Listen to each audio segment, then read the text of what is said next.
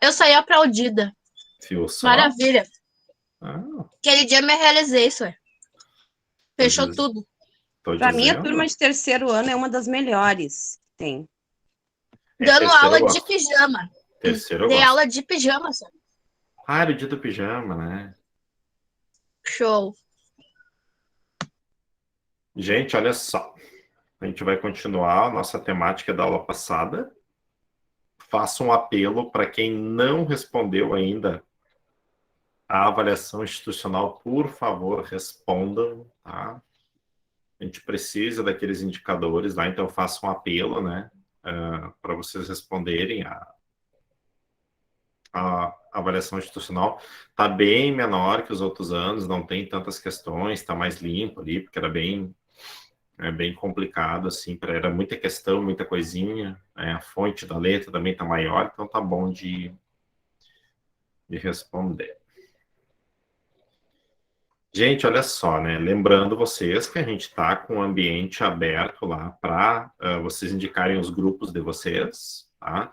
Vou olhar quem é que já indicou o grupo agora ali, daí a gente já... Lembrando que para indicar os grupos é somente até amanhã, não vou estender o prazo para só colocar os grupos lá, tá? Então, até amanhã para vocês colocarem lá. Então, vamos lá. Bom, o grupo da Jennifer está formado. Cristiana, Jennifer, Lidiane e Vitória. O grupo da Priscila está formado. Esther, Priscila e Taline. O grupo da Bruna está formado. Ângela, Bruna, Daniela e Jaqueline. O grupo do Thaleson está formado. Né? Andréia, Eduarda, Gabriela, Maera, Thales e Tamires. Thaleson que lute. Então, eu sou fã. Vou fazer uma camiseta do Thaleson, assim. Esse cara, assim, olha, é fenomenal. Só ele para aguentar. Vamos lá. Eu tô ouvindo, tá? Eu tô com a câmera desligada, mas eu não dormi. Eu tô Eu tô escutando também, mas tudo bem. Tá? E olha o kkk dele. Aquele kkk dele é de desespero. É de desespero. Ele não sabe, assim... Ô, Thaleson, me defende. Diz que foi você que me convidou para o seu grupo. Por favor. Não, e a coação corre É que o André, é que o professor vê o Thaleson e aí ele não vê a gente, que na verdade que quem convidou e quem fez o grupo foi o Thaleson. Aí ele fala que é o Thaleson que lute, mas na verdade a gente que lute com o Thaleson. Isso aí é corja de homens unidos. É. Pobre do Thaleson, cara. Olha esse Mas rapaz fora aí. isso, a gente ama esses dois, né? Não tem como não amar, né? O Thaleson tá dizendo que o Sor tá com ciúme dele. Thaleson, não. Thaleson, tu me alivia cada coisa, Thaleson. Olha, por isso que eu digo, eu vou fazer uma camiseta com teu nome. Tu me ajuda muito, muito. Mas a gente desabafa no privado, né? O professor Felipe tem ciúme do Thaleson com as alunas, porque ele se sai muito bem com as alunas. É isso. Isso mesmo, eu concordo. Não, gurias, vocês têm ciúme, não precisa ter ciúme. Todo mundo ali é bem, todo mundo se dá certo ali, todo mundo dá certo.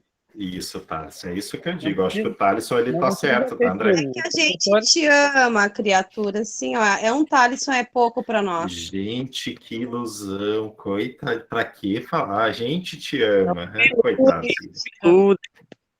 Eu que lute. É tu que lute, meu amigo. Mas tá terminando. Depois tu vai sentir falta dessa loucura aí. Tô aqui. Oi? Uma dúvida. A Epifânia tá nessa aula? Vamos ver, essa aula é bem grande, mas já te digo. Vamos ver. Eu quero um dia ter a felicidade de conhecer essa turma aí. Nós vamos te visitar ainda, tu pode deixar. Tá sim, minha amiga. É, a gente bom, vai gente. falar. Eu tô atirada aqui no sofá, mas eu sou bem menorzinha, minha cara que essa, tá? Sou bem simpática, gente, me defendo. Mas nós vamos pra Hoje lá. ela tá acabada, colega. Tô acabada. Hoje ela tá acabada, tadinha. Tô me preparando pro meu noivado sexta-feira.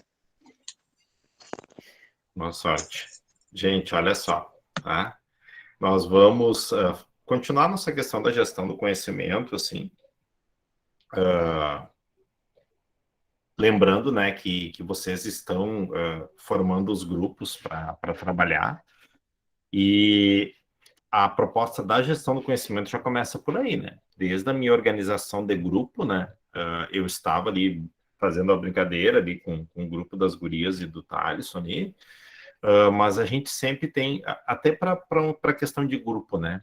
A gente tem que ter uma certa organização, a gente sempre tem alguém que é aquele que vai ser, ou que vai responder pelo grupo, que vai ter uma organização, porque qualquer grupo, né, que nós temos, a gente querendo, mesmo não querendo, a gente tem uma organização, né, de gestão para essas situações, né?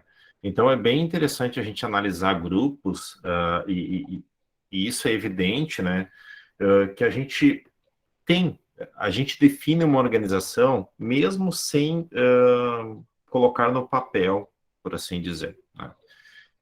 A gente elenca uma referência ali, e essa referência daqui um pouco vai ser aquele que vai organizar, e que vai conseguir delegar um pouco melhor as funções, que vai dar um norte para o grupo, né? E a gente tem essa dificuldade de trabalhar em qualquer lugar com grupo, porque a gente tem uma dificuldade em aceitar, né, orientações de outra pessoa. Quando a gente entende que isso acontece em qualquer grupo, em qualquer situação, e depois no teu ambiente de trabalho isso nunca mais sai, flui melhor, as coisas acontecem melhor, né? A gente tem exemplos de escolas, por exemplo, onde o diretor não tem uma referência e todo mundo acaba, né, pegando aquela referência, e às vezes o professor que precisaria de uma orientação, ele fica desorientado. Então, é nessa ideia, assim, né, que a gente, na verdade, trabalha, né, de entender que organizações de grupo acontecem em qualquer ambiente, né, e que essa organização faz parte da nossa convivência, né, de grupo, de trabalhar em grupo, e a gente tem que ter um entendimento. Quando a gente tem uma hierarquia ou alguém que, por exemplo, uma sala de aula, tá? O professor trabalha como mediador, o professor está ali no processo, mas o professor, ele é a referência, né? Ele é o ponto, ele é a gestão daquele ambiente, né? Então, isso é um ponto de partida para a gente entender a situação. E dentro da escola, assim, principalmente, a gente olhou, né, que tem a questão, por exemplo, de uma direção, tem a questão de uma supervisão, tem a questão do professor, né, e assim por diante, né? A gestão funciona assim. Tá, mas como assim, né? O que a gente faz enquanto gestor, né? Gerir o conhecimento não é apenas arquivar documentos ao acesso de todos, tá?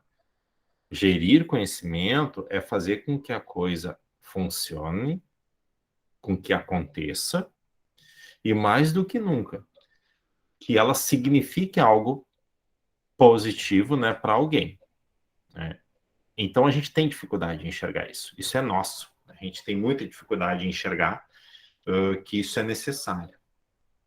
Mas gerir o conhecimento é uma coisa que a gente às vezes não enxerga, né? Na verdade, é um modo de fazer com que o conhecimento de uma empresa, instituição, organização ou qualquer outro tipo, né, de trabalho não esteja concentrado em apenas uma pessoa ou setor.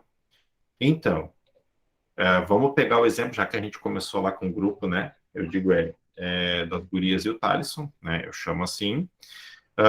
Não adianta, por exemplo, eu ter uma referência, vamos supor que a referência fosse a Tamires, e centralizar tudo nela. Ela executar todas as funções. Aí é uma concentração errada, entendeu? Eu posso ter um organizador, eu posso ter alguém como referência, mas esse organizador, ele não pode concentrar todas as funções, né? Me diga uma coisa, vocês, assim, se vocês estão em um grupo onde somente alguém delega, onde somente alguém manda, vocês se sentem confortáveis? Se vocês montam um grupo e vocês vão montar um grupo e somente uma pessoa decide, tudo que vocês propõem ela não aceita, ou critica, vocês se sentem confortáveis assim? Não. Nem um Por que, pouco. Andréia? Por que, Andréia? Por que, gurias? Porque eu acho que todos têm que ouvir a opinião do outro e respeitar, mesmo que não seja feito aquilo, mas dentro do grupo precisa um pouquinho de cada um criar aquilo dali. Precisa ser uma explosão de ideias com todos. É um trabalho do grupo, onde só um fala, é igual no trabalho. Se a gente chegar lá e chegar, faz isso, vai te sobrecarregar, tu não vai estar satisfeito, porque não é daquela forma. E bem diferente, eu sempre digo, né? Tem uma diferença do líder e do chefe, né? O líder, ele comanda e te ouve as coisas e consegue, de certa forma, fazer junto. O chefe é aquele que chega te dando ordens e tu vai fazendo daquele jeito militante, né? Então acaba sendo desgastante para todos. Tá. E ao contrário... Oi, Thaleson, pode falar. Não, eu concordo com o que a Andrea trouxe, e para defender ali as gurias que a gente estava conversando no começo, eu tinha muita dificuldade de fazer trabalho em grupo, porque tanto eu quanto a Gabi, a gente já tem ideias, às vezes, formadas, e a gente é muito acelerado e acaba que quer colocar em prática. E hoje, com as gurias, por isso que eu gosto de fazer trabalho com elas, porque a gente consegue se conectar. Ontem mesmo eu já mandei uma mensagem perguntando, né, o melhor dia para todo mundo se encontrar, e a gente foi conversando até chegar uma data e um horário que todo mundo fizesse, sabe?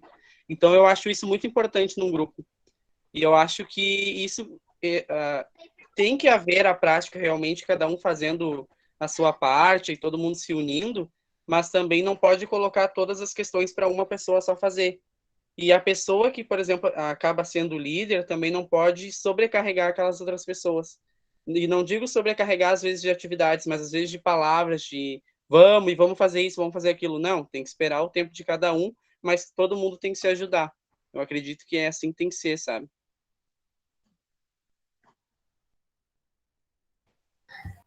E aproveitando o gancho, Thaleson, e ao contrário, se tu tem no grupo alguém que não se envolve em nada, aquele que diz assim, tá tudo bem para mim, tá tudo bom, tá tudo ok, né?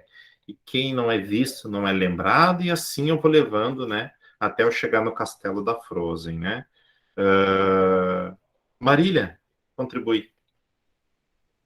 Eu vou falar dos dois, tá, prof? Tá. Primeiro que há líderes e líderes, como a Andrea falou, né? Tem aquele que auxilia e tem aquele que só manda. Quando o líder, ele é uma pessoa que ele não te cobra, mas ele te incentiva, te auxilia, isso é muito positivo. Agora, tem aquele líder que eu sei, eu tô dando a ideia, vocês têm que fazer e produzir. Aí tu vai lá, faz, produz. Ah, mas não foi assim que eu falei, que eu imaginei, então não é assim que eu quero, eu vou fazer do meu jeito. E tem, então, os dois lados. E aí tem aquele que tu falou agora, né? Ah, o pessoal lá morno e não faz nada.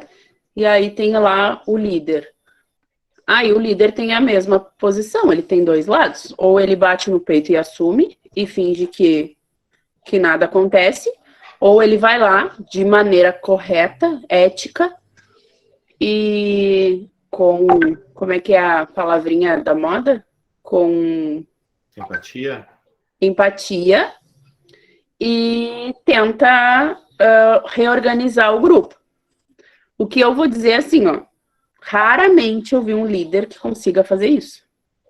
Consiga agir com empatia, com discernimento e que entenda todos os lados. Geralmente é o eu quero, E também tem aqueles que se escondem, que nem tu disse, atrás de uma tela e não fazem porcaria nenhuma. Hoje a gente tem, né? Ficou muito fácil da gente ter esses elementos invisíveis, né? Dentro da sala de aula, dentro das empresas, e isso ficou muito evidente, né? Ficou muito mais fácil, né? Da gente falar, se esconder e, enfim, não ser lembrado, né? E isso, na verdade, no presencial acontece um pouco mais difícil, né? Mas eu acho que são duas características que a gente tem, que são dois opostos que incomodam. Aquele líder que não faz nada, que não se envolve em nada, tá tudo assim, vamos deixar, né? Deixa a vida me levar, né? E tem aquele líder que só ele sabe, só ele delega e somente com ele vai dar certo, né? Então, assim, isso a gente tem que ter um cuidado enorme quando a gente trabalha em grupo para analisar, né? E mexer e fazer círculos de discussão para tentar harmonizar esses grupos, porque a gente está trabalhando com conhecimento, né? Então a gente, não deu certo o grupo do Thaleson, não, vamos desmanchar. Não, não vamos desmanchar. A gente não pode fazer isso. A gente tem que ensinar essas pessoas e até o final do projeto, mesmo que tenha que redimensionar tudo, mas não pode acontecer isso, né? Mas a gente tem dificuldade, eu também, eu já faz 20 anos que eu trabalho e eu tenho dificuldade, tem grupos que eu tenho que fazer assim, olha, não deu, ok? Porque a gente não tem esse tempo direto, principalmente falando na distância, nem se fala, porque a gente não está a par do que está acontecendo realmente, né? Mas a gente tem esses dois tipos, né? E eu espero que vocês nunca se encaixem em nenhum dos dois, né? A gente inicia aprendendo, a gente pode daqui um pouco estar sendo centralizador, mas a gente tem que ir corrigindo essas rotas, né? Que nem eu digo para vocês, é o aprendizado do erro, né? Então não tem problema em errar, né? O que a gente não pode fazer é insistir nessa temática, né? Então, por exemplo, tá? Nas escolas, a gestão do conhecimento tem ainda mais peso, né? Pois esse é um ambiente onde a propriedade intelectual é presente, é palpável, né? Então, o espaço escolar é sempre formado por agentes do conhecimento que se complementam, mas aqui está uma dificuldade grande, gente. É muito porque a gente não tem a ideia do complementar, né, muito bem formada com a gente. Por quê? A gente tem uma educação de casa que no primeiro momento, né, nos ensinam a nos vestir, a comer, ensinam as primeiras questões de higiene, só que depois não nos ensinam, às vezes, a conviver em grupo, né? E isso é um problema. E isso não é uma crítica. Nós, enquanto família, temos essa dificuldade, né? E a gente tem, por exemplo, se a gente pega uma família com irmãos, tem pais que têm esse discernimento. Não, vocês vão se resolver, vocês vão se acertar. O famoso é que eles vão ficar abraçados no sofá, chorando até vocês se acertarem e chegar num ponto comum, né? Mas a gente perdeu muito isso. Vocês pegam uma geração agora, que quando vocês pegarem alunos, que não tiveram essa concepção, né? De gestão, enfim, e isso vem para a sala de aula, né? Obrigado, Vitória, obrigado. Hoje é para esquecer a porta aberta, a Letícia fica para lá e para cá. Então, esse se complementar é uma dificuldade. É uma dificuldade muito grande eu entender que eu posso fazer as coisas, por exemplo, que o Thaleson não tem habilidade, o Thaleson pode fazer outras coisas, né? Então, esse se complementar é o mais difícil dentro de uma gestão, né? Porque vocês trabalham com uma coisa invisível, né? Então, isso é bem complicado. Sabe? E a gente tem dificuldade de enxergar a habilidade do outro, né? A gente tem, né? Muita dificuldade em reconhecer. Vocês sabem que as notícias que mais dão ibope são as de tragédia, né? São as de notícia ruim. As notícias boas, elas não repercutem tanto, né? Assim como, por exemplo, se o Thaleson cometeu um erro, alguma coisa assim, em minutos, né? Hoje tem segundos, muita gente vai ficar sabendo. Mas quando acontece alguma coisa boa, né? É difícil, né? E é difícil a gente reconhecer. E em sala de aula a gente tem que ter esse cuidado, porque se a gente trabalhar evidenciando o erro, né, do aluno e não evidenciar o acerto, né, a gente está criando um ambiente competitivo, tá? Quando a gente evidencia o erro lá do Thaleson, né, evidencia, marca muito aquele erro, né? E quando ele acerta, não evidencia, eu estou criando um ambiente competitivo, né, dentro da minha sala de aula, dentro do meu grupo, né? Porque no momento que tu evidencia o erro, para o público, para o grupo, tu está dizendo, olha só, ele sabe menos que vocês. E isso quem tem que saber é somente o professor e o Thaleson. Ou, né, o gestor e o Thaleson, por exemplo. Eu não tenho que externar isso, porque isso enfraquece grupos, né?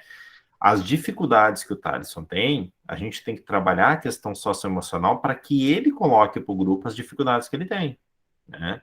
Não que eu exponha as dificuldades dele para um grupo. Então, isso é a questão de se complementar. No começo da aula aqui, achei muito bonito, né? A Ângela dizendo, bah, hoje eu passei o dia na PAI e como a Daniela tá gigante na sala de aula. Vocês veem, né, como essa questão é bem, né, bem interessante.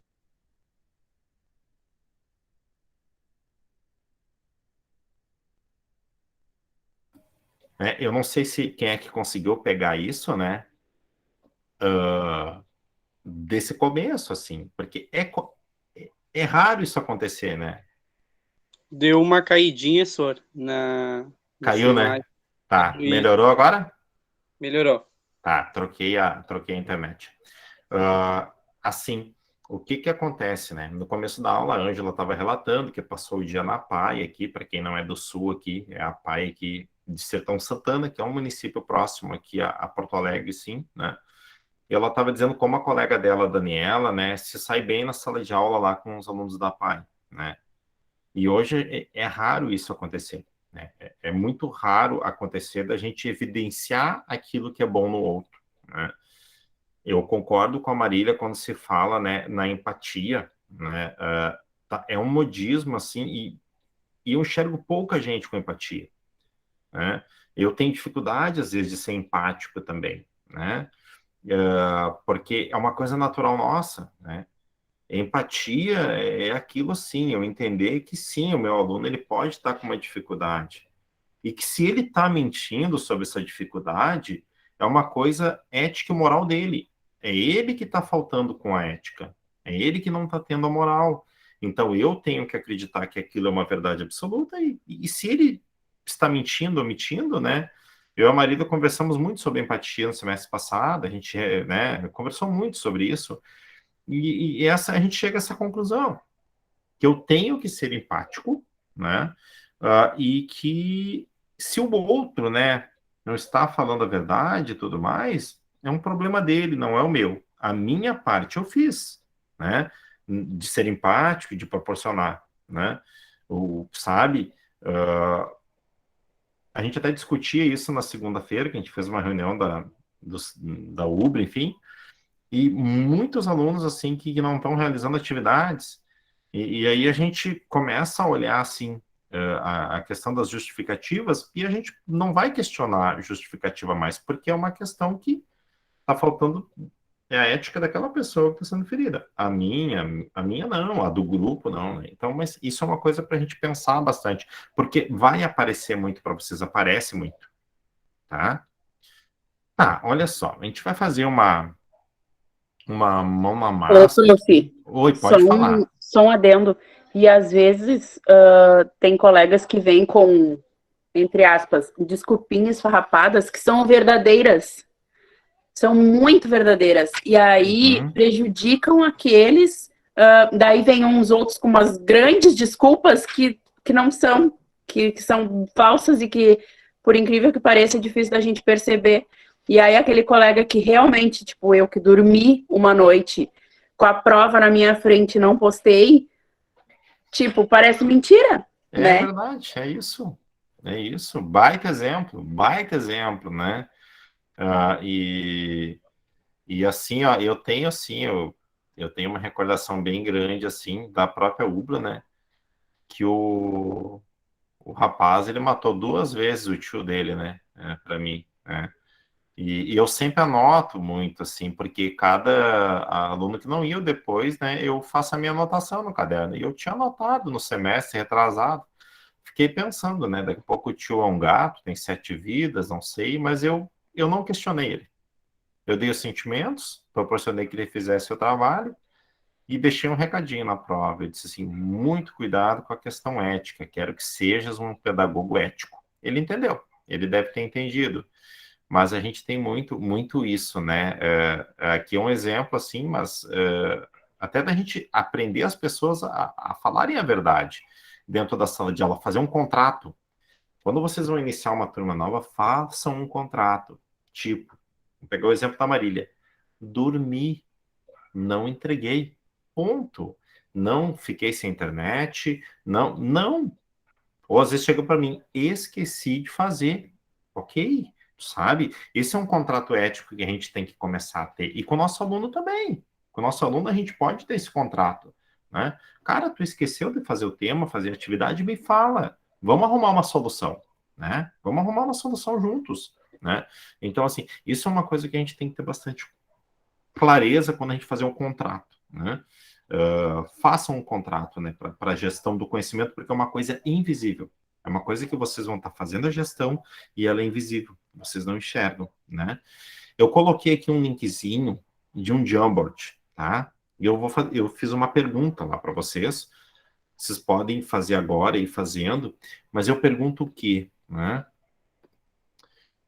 Qual o papel do orientador educacional? Eu quero saber de vocês, né?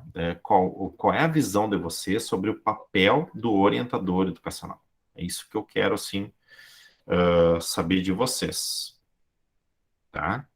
O que vocês acham aqui? Quando já surgiu umas 3, 4, que ó, já tem gente aqui, eu adoro isso aqui, cara. Isso aqui já é ligeirinho, as pessoas já estão fazendo. Prof, eu tenho que instalar ele? No celular, tu tinha falado que tinha, né, Thalisson? No celular, sim. Ah, então vou ter que instalar. Isso. Ou manda a palavrinha ali que alguém coloca para ti. Eu coloco também.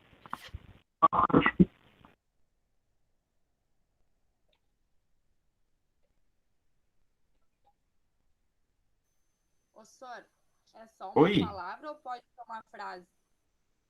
Pode ser uma frase, pode ser uma frase.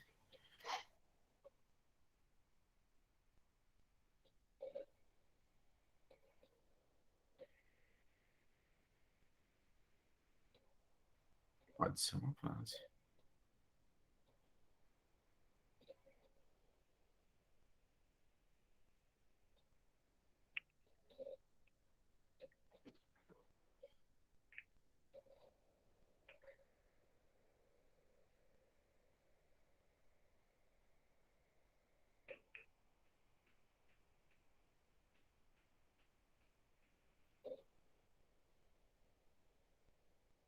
Porque é bem interessante, assim, a gente... eu vou parar um pouquinho a minha apresentação para enxergar vocês, depois eu já coloco o Jamboard aqui para vocês. Para a gente entender um pouquinho esse processo, né? Porque vocês têm um leque agora, né? Tá? Vocês fazem a pedagogia, né? São pedagogos. Só que agora também vocês podem decidir que vocês podem ser algo a mais que pedagogos, né? Ah, vou fazer uma especialização em orientação educacional. Vou fazer uma especialização em supervisão escolar. Ah, vou fazer uma sobre gestão escolar. É interessante o pedagogo ter isso, sabe? Ele ter essa visão que ele atua, né, em diferentes frentes, sabendo seu papel. Uma escola, ela funciona sem diretor, sem vice-diretor e tudo mais, mas ela não funciona sem orientador e supervisor. Ela não funciona. Sem professor eu nem falo, né? Professor é uma coisa que a gente nem... Professor e aluno é a nossa base, eu nem mexo nisso. Mas, assim, a parte administrativa sobrevive um tempo sem, mas a parte pedagógica não sobrevive, tá? E aí a gente tem duas distinções. O supervisor educacional, ele está a serviço do professor, principalmente, tá? Ele amarra professor e professor, professor escola, professor aluno. O orientador educacional, aluno, e media conflitos entre professores, tá? Faz isso. Então, são funções definidas. A gente tem um problema nessas escolas hoje. Supervisor fazendo funções que não são a sua, claro que podem se ajudar, se complementam melhor ainda. E orientador não trabalhando com a questão emocional, assim, da escola, porque a gente tem, né? Tem essa questão muito, né, na escola, mais do que nunca, né? Prof, pode repetir que eu tô com o celular aqui, eu não lembro a questão. A Não sei questão? mexer no celular. qual é tiraram ali o meu título, mas a pergunta é o seguinte, né? Qual é a função, qual é o papel do orientador educacional? Tá.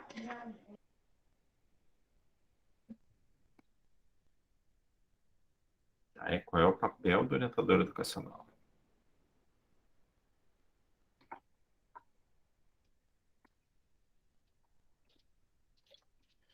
Do orientador.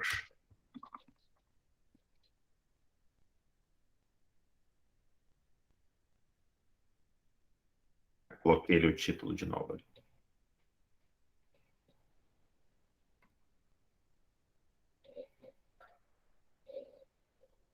E aí, vou apresentar ele de novo aqui.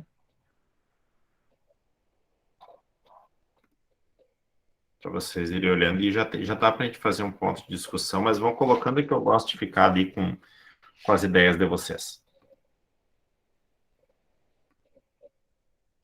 Tá aparecendo para vocês aí?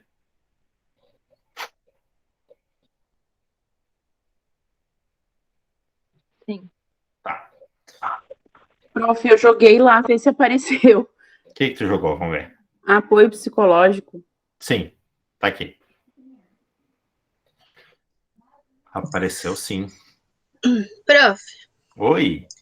desculpa, é que eu vou fazer um pão pra me comer. Eu não sei o que é pra fazer isso. Você pode me falar o que é? Eu coloquei no link aí no chat um link desse quadro aqui com a pergunta, né? Qual o papel do orientador educacional, tá? E aí entrar no link e responder, tá? Tá. No quadrinho aqui. Aí pode responder aqui com nota adesiva ou com texto. Ó, orientar professores, pais, alunos, fazer dinâmicas de integração, de comunicação para conhecer e entender melhor os alunos e professores. Direcionar, orientar melhor os resultados. Gostei disso aqui, eu quero saber quem colocou isso aqui. Apoio psicológico, sim. Integrar a direção e professores, promover o desenvolvimento dos alunos como cidadãos éticos, conscientes de seu papel na sociedade. Sim, muito. Motivar os docentes, contribuir para o desenvolvimento pessoal do aluno. O papel... Ô, prof, Oi? desculpa. Quando eu botei apoio psicológico, não necessariamente em questão de psicóloga, tá? Mas de socioemocional, a minha paixão, paixão.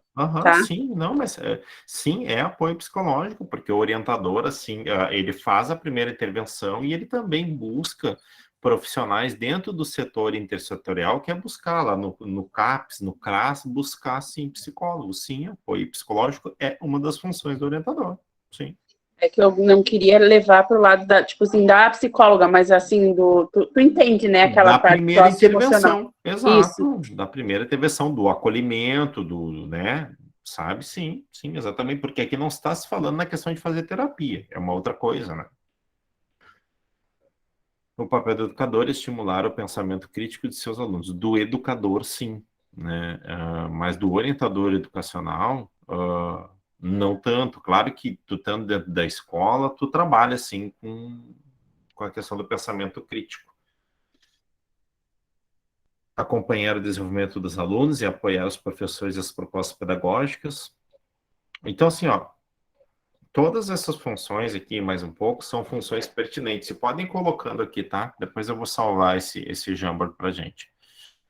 Mas, assim, tá? Esse mão na massa foi o que vocês fizeram. Então, por exemplo, principalmente o orientador, ao lado do professor, esse profissional zela pelo processo de aprendizagem e formação dos estudantes, por meio do auxílio ao docente na compreensão dos comportamentos das crianças, dos estudantes e assim por diante. Ou seja, enquanto o professor se ocupa em cumprir um currículo disciplinar, porque é necessário, a gente não pode dizer que o professor não vá cumprir um currículo, não vai ter que trazer conteúdos, porque ele vai ter que fazer isso, né? O orientador educacional se preocupa com os conteúdos atitudinais, o chamado currículo oculto. Não me lembro em qual aula alguém falou, né? Que alguém disse que não existia currículo oculto, que não existe isso. Bom, essa pessoa tem que se reciclar totalmente, né? Porque o que a gente está fazendo agora aqui é currículo oculto, né? Ele é currículo oculto, então o orientador trabalha exclusivamente com aquilo que a gente não enxerga, né? Então, você sabe o que são conteúdos atitudinais? Vocês têm uma ideia? O que são esses conteúdos? Alguém arrisca aí alguma coisa? Os conteúdos ocultos. Atitudinais.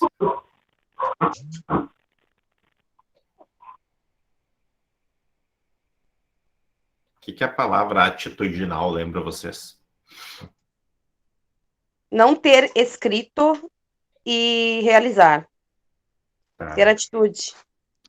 Ter atitude. Tá. Ele tem a ver com atitude, ele tem a ver com realização, e ele tem a ver com uma coisa, o elemento mais importante que a gente Repete tem a pergunta, prof.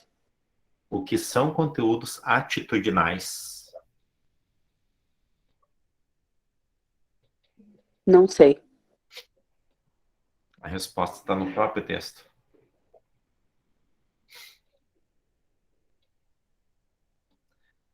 Conteúdos atitudinais são os valores... Não é explícito. Não é o quê? Que no caso não é explícito, é bem isso que tu ia dizer agora, são os valores, trabalham com toda a questão psicológica que o aluno traz, e aí isso a gente vai agregando no processo. No caso, o aluno traz algo para dentro da sala, e a gente, a partir daí, começa a montar algo, não é algo que já estava organizado. Ótimo, ótimo. É aquilo que é invisível aos olhos. Os valores e a construção de relações interpessoais. Para a gente estar aqui nessa sala de aula hoje, gente, conversando, um escutando o outro, a gente está carregado de conteúdo atitudinal. Porque o conteúdo atitudinal é aquilo que me impede de deixar o colega falar, de me expressar e de respeitar aquilo que o colega está trazendo. Claro que eu posso debater, criticar, questionar e não aceitar, mas está carregado disso.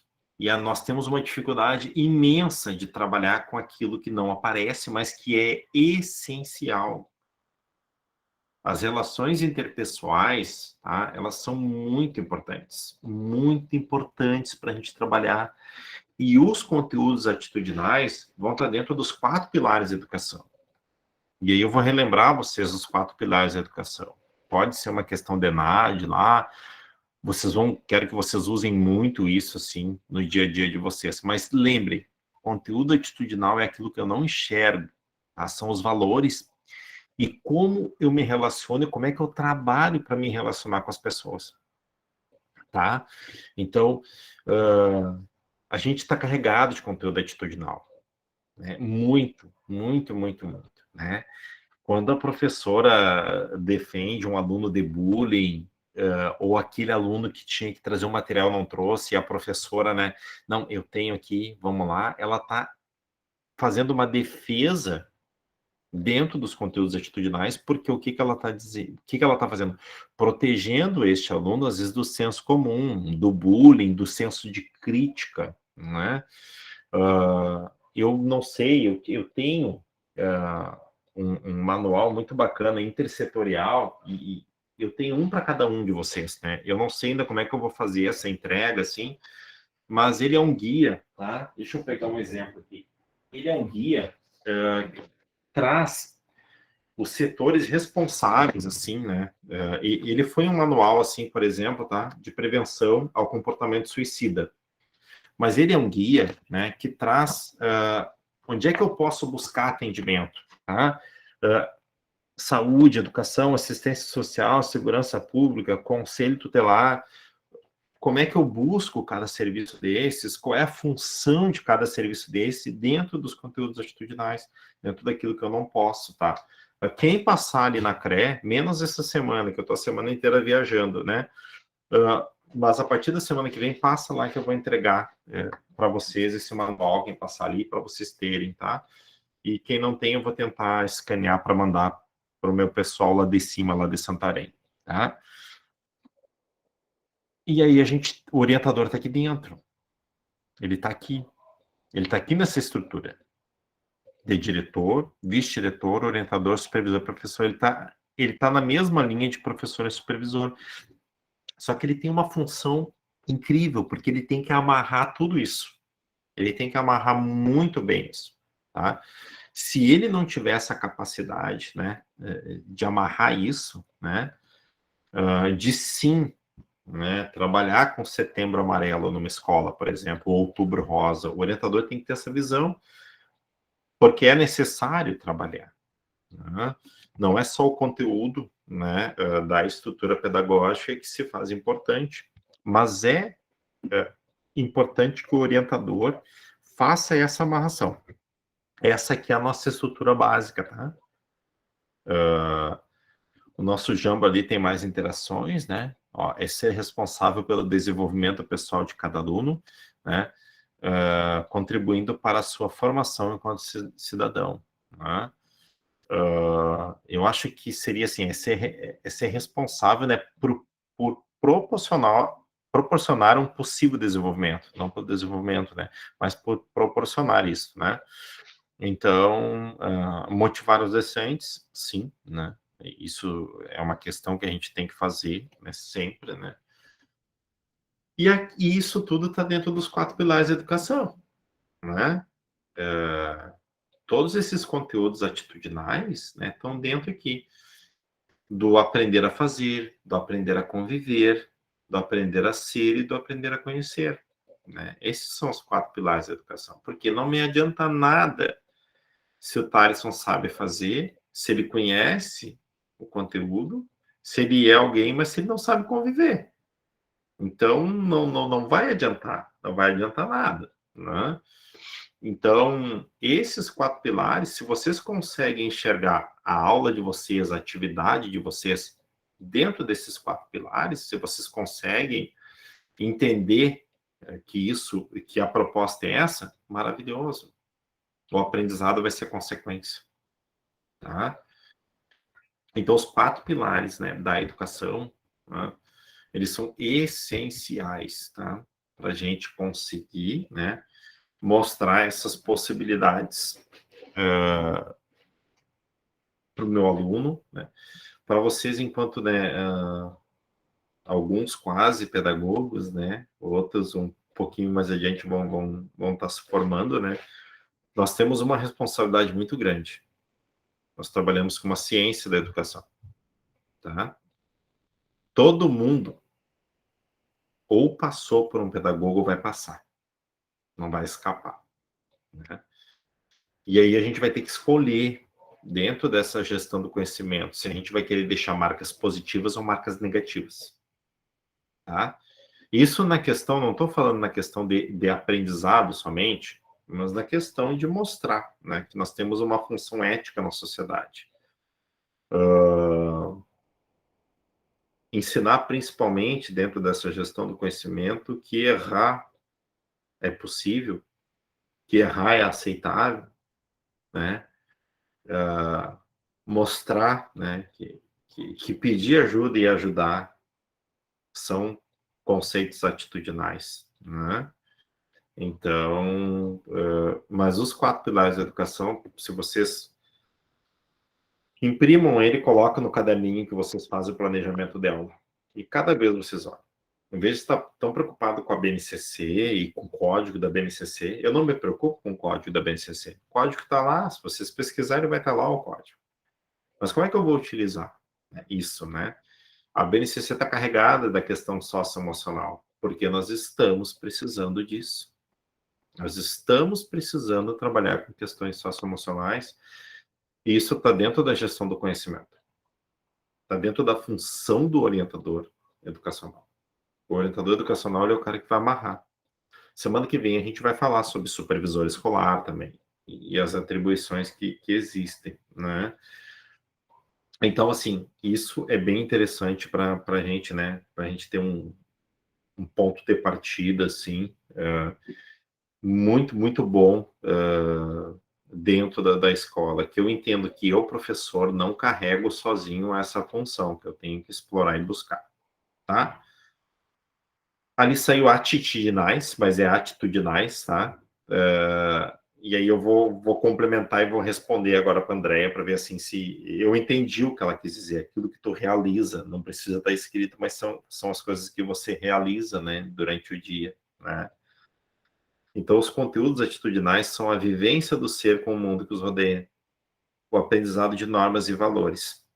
A gente tem uma norma, que, por exemplo, é uma norma básica. Se não tivesse a norma que eu teria que sair de casa usando roupa, o que ia acontecer?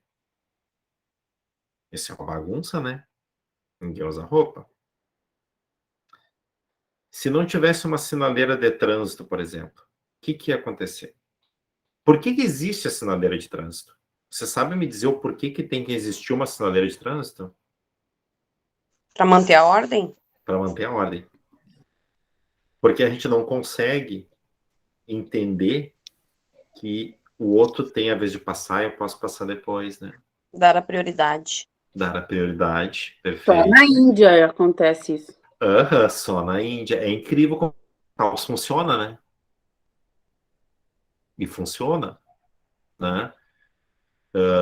Para quem É cultura, né? É cultural, perfeito, é cultural. Tá dentro de um conteúdo atitudinal, entendeu? Tá dentro.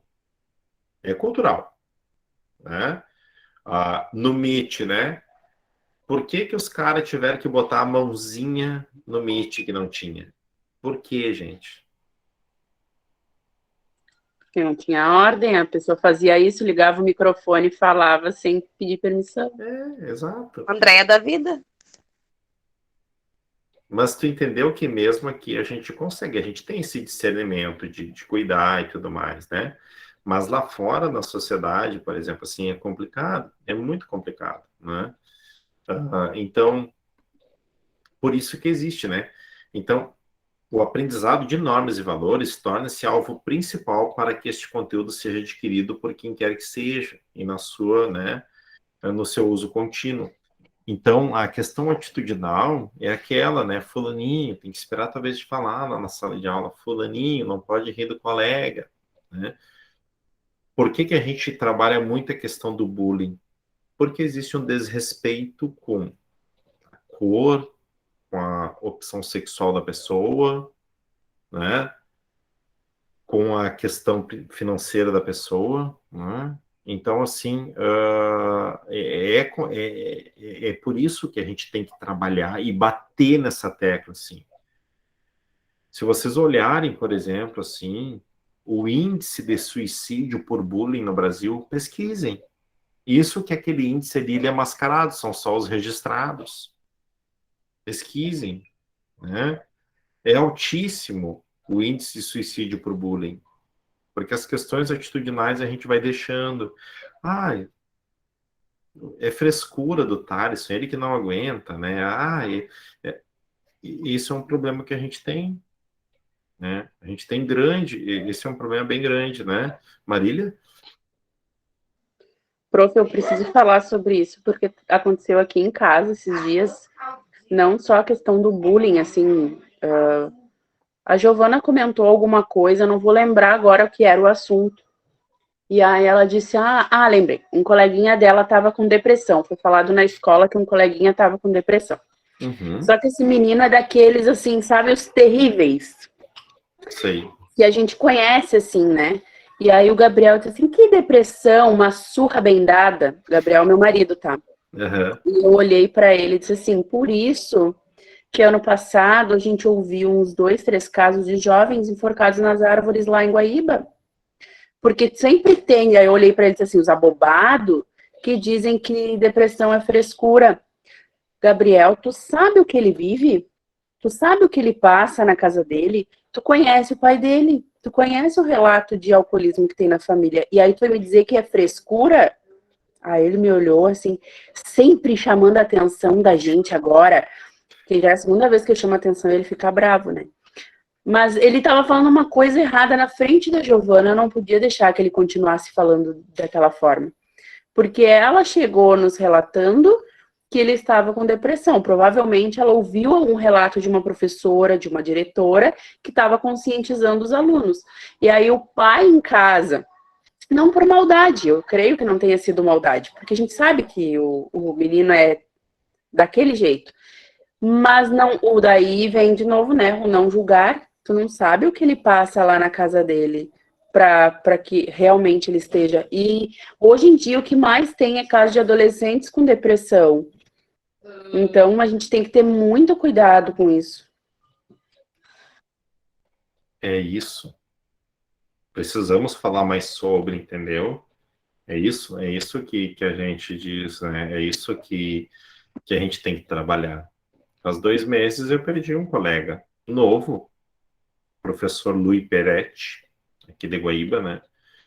E por daqui um pouco a gente não enxergar ou achar que a bobagem tá certa, Marília, porque tu tem mais duas aí que tu inspira, né? E elas estão te ouvindo e assim, isso tem que ser trabalhado e tem que ser dito, né? Eu falei sobre isso porque é na nossa casa, às vezes, que tem as desinformações. Uhum. Às vezes a gente acha que tem que levar para a escola, para a empresa. Não, a gente tem que levar para dentro da nossa casa. Sim. Às vezes é dentro da nossa casa que as pessoas não sabem, né? Na empresa tem cartaz, que nem nas escolas agora o que mais tem é mural de Outubro Rosa. Tudo que é lugar que tu passar vai ter. Mas e na tua casa é falado sobre isso? É o principal lugar que a gente tem que fazer, e é aí que a gente trabalha o currículo oculto. E eu aprendi com um professor, semestre retrasado, que é dentro do nosso lar, que nós pedagogos vamos começar a trabalhar o currículo oculto. Uhum. É isso que a gente tem que começar a enxergar, que as nossas atitudes, né, elas refletem o comportamento do outro, tá? Se tu tá bem estruturado, ok, tranquilo, mas a gente não trabalha com uma estrutura. E outra, né, um pós-pandemia me preocupa, porque as pessoas vão vir muito abaladas o ano que vem, né? A gente tem relatos de vários alunos que não querem voltar para a presencialidade, né, e tudo mais, tá bem complicado. Mas assim, Zabala ainda dá mais um toquezinho para nós sobre o que são esses conteúdos atitudinais, tá? A aprendizagem dos conteúdos atitudinais supõe um conhecimento e uma reflexão sobre os possíveis modelos, uma análise e uma avaliação das normas, uma apropriação e elaboração do conteúdo, né, que implica análise dos fatores positivos e negativos, uma tomada de posição, aquilo que a Marília colocou agora, né? Um envolvimento afetivo e uma revisão e avaliação da própria atuação. A gente tem que estar se reavaliando e tomar uma decisão de trabalhar isso no micro, na nossa casa, no nosso grupo agora, deste trabalho, por exemplo, que a gente vai fazer. Eu acompanhei a caminhada de alguns ali para arrumar o grupo, não sei se todos já estão com o grupo, amanhã que eu vou saber, né? Mas é importante a gente trabalhar e falar sobre, né? Eu poderia não fazer mais grupos nas disciplinas para trabalhar, mas os conteúdos atitudinais não me deixam fazer isso. Eu não posso fazer isso, né? Sábado teve a formatura aqui da pedagogia, 2 alunas, a Bruna e a Luísa, que optaram por fazer presencial, e a Bruna, que é uma das alunas, fez um discurso, né? Claro que foi uma colação diferente, porque elas já são formadas, né? Então foi na verdade mesmo um evento assim, e eu adorei o discurso dela, porque ela não discursou só para ela, né? Ela discursou para todas que se formaram em 2020/2, de forma remota ou não. E eu não orientei ela a fazer nada disso, ela fez por ela, mas isso está dentro dos conteúdos atitudinais, né? Então, a gente tem que se preocupar mais com isso e fazer a gestão, né? O que a gente tem que fazer também? Estou no meu grupo ali, né? No meu grupo de trabalho. Uma semana o grupo não fala nada. Eu também tenho que ter a atitude de provocar o grupo. E dizer, opa, vamos lá? Vamos fazer alguma coisa? Vamos, né? E a gente também tem que ter essa atitude, por quê? Quando não der certo, eu também vou ter a minha meia-culpa que eu contribuí para isso, né? Porque eu não movimentei. Então, as atitudes importam muito. E o exemplo de um conteúdo atitudinal são formação de grupos. A gente está fazendo a disciplina, mas quando vocês proporem grupos, vocês estão trabalhando com currículo oculto, tá? Diretamente. Jazéias? Eu vivi uma situação assim, de uma pessoa que cometeu suicídio, e eu estava tendo um curso na minha igreja, que Eu estava ministrando uma das disciplinas da igreja. E, por coincidência, meu marido não foi me pegar num dia lá na igreja. E eu vim andando, eu e mais 3 moças. E essa moça vinha conversando comigo normal. Conversas normais, de uma pessoa normal, que tem um convívio familiar normal. Alguns dias, eu acredito que seja alguns dias, ela faltou a aula e eu ficava perguntando por que a pessoa não veio e tal. Mais um dia passou, eu soube que ela tinha cometido suicídio. E aquilo me intrigou muito, entendeu? Porque a gente fica com aquela sensação, por que eu não ajudei? Por que eu não fiz algo? Por que ela não falou comigo naquele dia que ela veio andando comigo na rua? Ela devia ter me perguntado alguma coisa. E às vezes a pessoa está oprimida. E a gente não sabe, né, professor? Mas, José, baita exemplo teu, baita exemplo, né? Porque é uma coisa, eu li esses dias, né? Não a crítica, a gente não criticar o suicídio, porque quem comete suicídio quer acabar com alguma dor que a gente não está enxergando e não conseguiu enxergar, né? E daqui a um pouco lá dentro da própria família, né, Joséias? Tinha essas evidências, não vamos julgar, porque a gente não sabe como, mas às vezes a gente não para conversar sobre, é frescura, né? A gente não sabe o que acontece na mente das pessoas, né? Pablo? Bom, eu também gostaria de fazer um comentário, né, sobre essa questão de suicídio. É algo assim que eu presenciei mesmo, né? Eu fui, há um tempo atrás, religioso, né, monge da Ordem de São Bento, beneditino, morei em um convento, né? E uma vez a gente estava convivendo com um confrade nosso, um irmão, né? E era uma pessoa muito boa, muito tranquila, né? Muito animado, né? Muito alegre. Mas assim, ele não demonstrava nada, né, que ele tivesse assim passando por alguma dificuldade, né? E olha que era um irmão assim da minha convivência, né? Nós éramos assim muito próximos mesmo. A única diferença é que eu era noviço e ele já era, né, professo trienal, já era monge de votos trienais, né? E aconteceu que eu voltei para casa para cuidar da minha mãe e da minha avó e eu soube, né, que um dia ele tinha tomado remédios, né, e acabou com isso se suicidando, né? Aí eu assim me questionei, da mesma forma que a colega Jazéias, né, também se questionou, poxa, era um confrade meu, né, um amigo, um irmão da nossa convivência.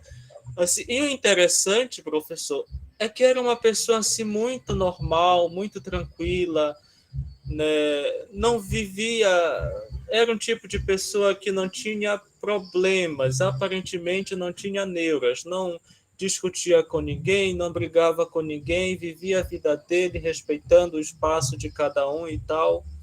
Era uma pessoa de boa convivência, né? Aí depois eu conversando comigo mesmo, e ele era psicólogo, né? Era formado em psicologia.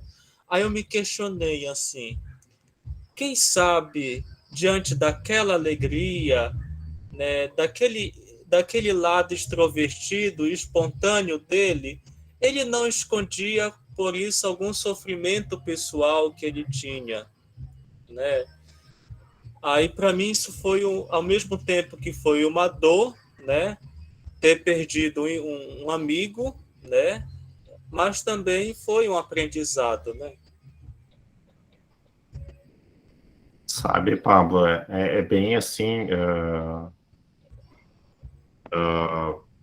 É importante a gente falar sobre isso, porque vocês vão trabalhar muito assim com pessoas, e como tu teve essa convivência, a gente tenta buscar explicações, né?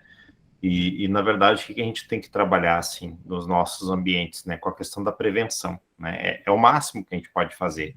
Evitar isso, tu tem que ficar tranquilo. A gente se questiona um pouco o porquê não enxergou, mas a gente também tem muita coisa para fazer, mas no momento que a gente consegue trabalhar atividades de prevenção, a gente pode estar salvando muitas, né?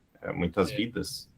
Então, isso é bem importante, não carregar a culpa mesmo que isso, durante um tempo, a gente carrega mesmo sem querer, né? Mas que a gente trabalhe muito na prevenção. É isso que eu quero trabalhar com vocês, assim, essa questão que quando a gente faz uma gestão, uma simples atividade em grupo, pode gerar um problema, entendeu?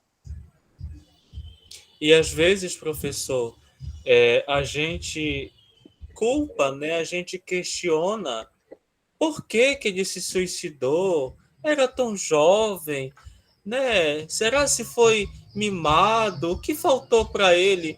Mas assim a gente não sabe, né? O lado humano, o lado emocional que ele tinha, né?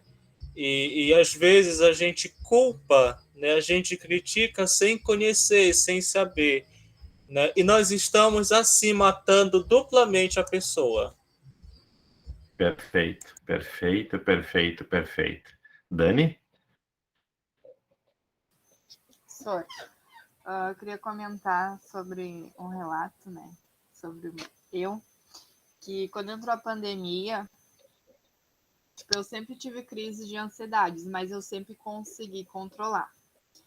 E aí, desde final de novembro do ano passado, eu comecei a ter e não consegui controlar. E aí foi onde é que foi vindo pensamentos negativos, coisas ruins, e até que um dia eu tive que procurar ajuda. Porque, tipo, tava muito, sabe, muito tenso, muito... Não é por questão de falta disso, falta daquilo. Eu acho que é quando tu começa a se desesperar com algo, sabe? E aí, através do teu desespero, da tua ansiedade, vem os pensamentos negativos. E se tu não procurar ajuda, acaba que tu tomas atitudes erradas. Sim, sim, sim, Dani. E é esse até que a gente tem que estar atento, né, a esse procurar, e quando a gente evidenciar alguém que está assim, acolher e fazer procurar, porque assim, a gente tem que ter um entendimento bem claro que a gente tem que fazer o acolhimento, né, e a partir desse acolhimento a gente tentar encaminhar para algum lugar ou para alguém, né? Isso é uma coisa bem importante da gente, né, esclarecer. Bom, às 8h20 eu tenho um evento, né? Para quem vai assistir depois, tem um evento lá do estágio do Marco e da Jennifer. Mas, assim, na semana que vem, nós vamos ter uma orientadora educacional fazendo um bate-papo. Ela vai ficar um tempo com nós aqui, tá? É a Graziele Pinzon. E aí a gente vai poder perguntar e conversar com ela como é que é essa. Ela é orientadora educacional na rede pública aqui do Rio Grande do Sul, para a gente conversar. Eu vou trazer o Jamboard que a gente criou hoje para ela e a gente vai fazer um bate-papo com ela. Como é que tá, porque ela viveu a questão da pandemia e o pós-pandemia, porque ela já voltou presencial. Então, a gente vai fazer essa experiência. Depois, em outra aula, quando a gente fala da supervisão, eu vou trazer uma supervisora educacional para vocês. E depois eu também vou trazer uma diretora de escola para a gente conversar sobre, tá? E para a gente ter, para a gente ir fechando essas amarrações assim. Como leitura da semana, eu vou deixar um texto de 3 páginas, tá? É um texto aqui, que eu já deixei ele no aula, tá? Mas que vai falar para vocês, ó, tá? Tá dentro dos 4 pilares da educação, vai falar dos conteúdos conceituais, que tá dentro do aprender a conhecer, vai falar dos conteúdos procedimentais, que é aprender a fazer, e dos conteúdos atitudinais, aprender a viver juntos, aprendendo a ser, tá? Então, vai falar são 3 páginas aqui, para vocês lerem, tá? Não dá bem 3, dá 2 e pouquinho, mas para vocês lerem, né? E vocês também estão desenvolvendo a questão do trabalho do projeto que fecha no dia 13.